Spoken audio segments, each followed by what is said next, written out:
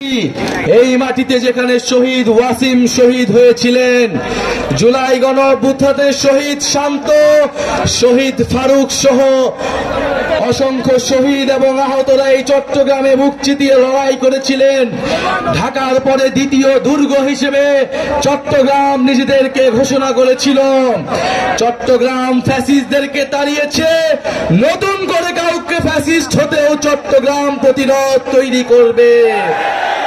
প্রিয় চট্টগ্রামবাসী, আপনারা দেখেছেন জাতীয় নাগরিক পার্টির সম্মানিত বিপ্লবী মুখ্য সমন্বয়ক নাসিরউদ্দিন পাটোয়ারি কক্সবাজারে সত্য উন্মোচন করেছেন।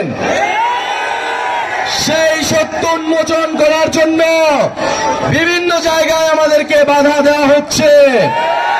বাঁশখালীতে আমাদের সহযোদ্ধা, আমাদের এনসিপির সংগঠকের মাথা ফাটিয়ে দেওয়া হয়েছে। গণ অভ্যুত্থানের সময় আমরা বলেছিলাম বাধা দিলে বাঁধবে লড়াই, এই লড়াইয়ে জিততে হবে। আমরা আজও বলতে